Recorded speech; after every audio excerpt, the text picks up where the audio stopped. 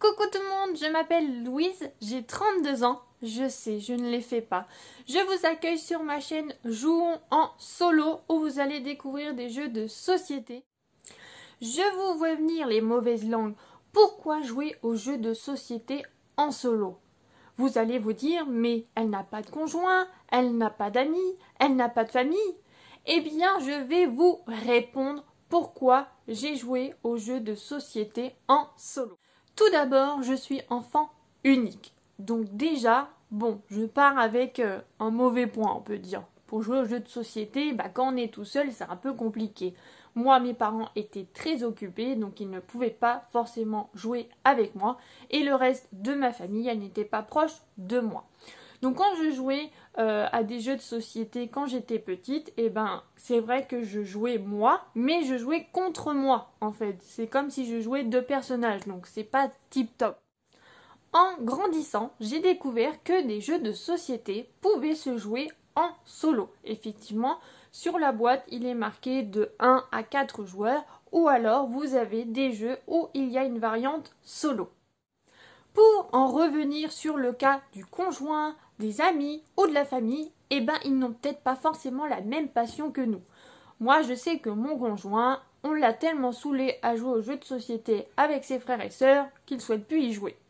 Au niveau des amis, c'est un petit peu la même chose, ou la famille, ils vont pas connaître, donc ils vont sortir de leur zone de confort et du coup ils ne vont pas chercher à découvrir d'autres jeux de société. Par exemple, les jeux de société qui sont connus, que tout le monde connaît, ça va être par exemple Triomino, ça va être le Uno, le Monopoly, voilà, ça c'est les jeux qui sont connus, mais une fois qu'on leur demande de connaître des nouvelles règles, ça y est, ils s'y perdent et on perd tout le monde. Autre raison de pourquoi j'ai joué en solo, comme nous avons connu il y a peu de temps une grande pandémie, merci le Covid-19, il fallait rester chez soi et voir personne, il fallait bien s'occuper. Bon, pour ma part, j'ai pas eu de bol, pendant le Covid-19, j'ai travaillé quand même parce que j'étais dans la santé, donc je n'avais pas le choix. Mais bon, il fallait bien quand même que quand j'étais en repos, que je m'occupe un petit peu. Donc voilà les raisons de comment on peut jouer en solo, enfin comment on vient à cette passion-là. Et ne vous inquiétez pas, nous ne sommes pas tout seuls. J'ai un groupe Facebook qui est formidable, je vous mettrai bien sûr le lien en description si vous avez envie de vous inscrire à cette page. Et nous partageons les idées de jeux de société solo. Il y en a de plus en plus. Il y a franchement des éditeurs et des créateurs qui créent des jeux où soit ça va être de 1 à plusieurs joueurs ou à l'intérieur, ils incluent une variante solo. J'ai fini de vous démontrer qu'il est possible de jouer aux jeux de société en solo. Vous n'avez plus d'excuses pour ne pas vous lancer.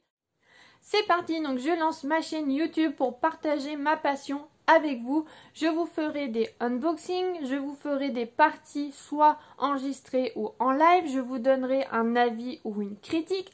Il sera possible aussi de se donner des défis ou des duels. Je ferai également des concours pour récompenser votre présence sur la chaîne et pour votre encouragement.